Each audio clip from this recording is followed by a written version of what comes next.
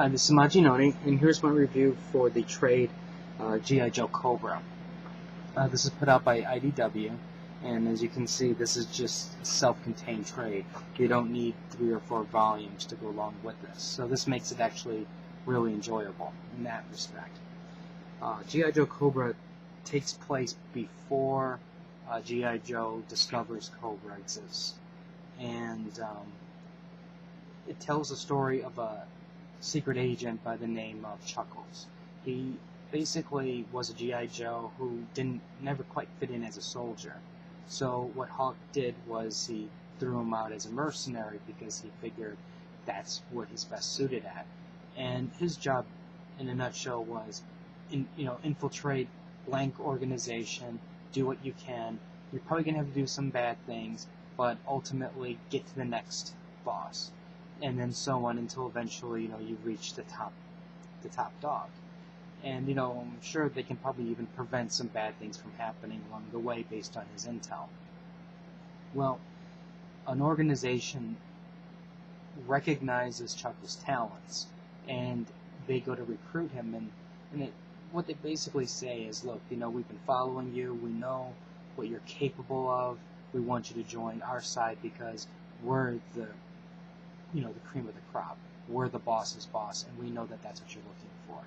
So ultimately, he does side with join them, and then that's when, slowly over time, he discovers that they're Cobra. And that's where we get to start to see the beginnings of Cobra and what they were planning on doing, their initial starting point. Now, originally, Cobra actually had a really good idea in that it wasn't like it was in the cartoon where it was, okay, here's this massive secret army, and then they would attack once a week, or once every day type thing in the cartoon. What these guys would do was, they would go to a small, troubled nation, for an example. They would cause the region to become destable. Then when the people lost faith in their military, what they would then do is hire a private security force, such as Cobra, to save them. Now, because they're the ones causing the region to become destabilized, obviously it's very easy to make the people disappear. So they really had a good idea in that sense, because over time, once they got their fangs into a country, they would never leave, and then they can go from country to country to country, and eventually, over time, they can control most of the world that way. Now, like I mentioned before, this is a self-contained story, so it goes through, you just follow Chuckles from the beginning of his mission to the end of the mission. I'm not going to ruin what happens to him along the way, but it really was an interesting story, and it really had a story of a man in basically conflict, because, while his other jobs were kind of, bad because of what he did, this was like, for an example, he had a mission where he had to destroy money, and we're talking about, billions of dollars, and once the money is destroyed, that nation now is totally destabilized. He knows that it's affecting things on a larger scale.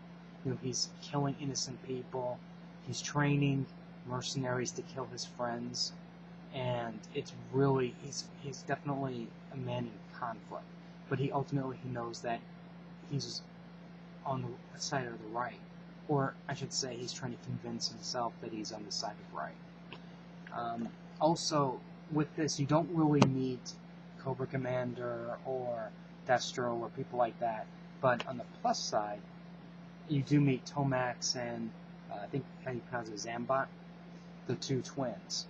And they basically are in control of one of the operations in Cobra, so you never get to see the large scale. You just see, like, if the best way to imagine is just imagine Walmart. Walmart's a huge company, and then you just see the one store that's one of your neighborhood stores, and that's all he sees, and that's all he thinks that there is. Overall, I think the art is really good, and it's not like something that you would expect from G.I. Joe. Like, just to give you some examples here, here's some scenes where Chuckles is basically causing trouble. You know, he's destroying a train, there's hostages, and he decides to go help the extraction team, so that's why he doesn't have to deal with the people, you know, for the executions. There's lots of things getting destroyed. You don't get to. There's not a lot of death, in the sense that you get to see death, like people getting shot up, but it does happen occasionally. This is definitely more of a character-driven story, I guess you can say. And overall, it's really, really good. I understand it's G.I. Joe, and I understand a lot of people have a lot of misconceptions about it.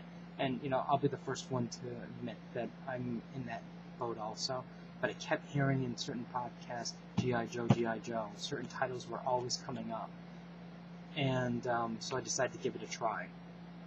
So I really enjoyed this. And if you're thinking about maybe just trying it out just to see maybe how good the stories are, I think this is a great story, or a great trade to get, because it's only one volume. You get the whole thing. You don't get a lot of, you don't have to buy the next one or anything like that. And as you can see, the art's definitely more adult orientated. It's not kidified, I guess is what I'm trying to say. Overall, like I said, it's really good, and since I got this at 30% off, this was a steal, I guess you could say. If you have any comments or questions, just let me know. Rate the video up or down, let me know what you guys think. Oh, and I almost forgot, you do get covers at the end, which is kind of cool. These are the original covers from the original issues.